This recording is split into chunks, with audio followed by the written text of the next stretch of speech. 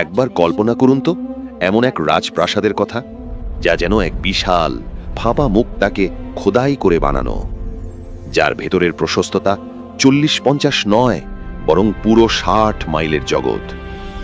ভাবুন এমন এক বাগানের কথা, যার মাটি জাফরান কস্তুরীর ঘ্রাণ ছড়িয়ে রাখে বাতাসে, এবং যার নুড়িগুলো ঝিলমিল করে মণিমুক্তার মতো।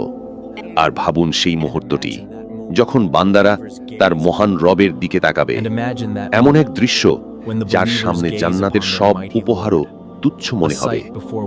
এটি কোনো কল্পনা নয়, বরং আল্লাহর পক্ষ থেকে মুমিনদের প্রতি করা সত্য প্রতিশ্রুতি বা ওয়াদা, যাহা আল্লাহ হাদিসে বর্ণনা করেছেন। চলুন আমরা আজ সেই অদেখা অপার সৌন্দর্যের জগতে এক অবিশ্বাস্য ভ্রমণে চলে যাই, সেই জান্নাতের পথে। যখন ঈমানদাররা দুনিয়ার পরীক্ষা শেষে পুলসিরাত অতিক্রম করবে, তারা পৌঁছাবে চিরসুখের সেই আবাসের দরজার আছে। ঈমানদাররা দেখবে বিশাল উচ্চ আলো ঝলমলে দরজা, যেখান থেকে ভেসে আসছে অপরূপ সুগন্ধ।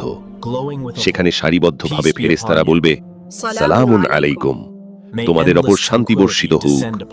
তোমরা দুনিয়াতে ধৈর্য ধরেছিলে, আজ তার প্রকৃত প্রতিদান দেখো।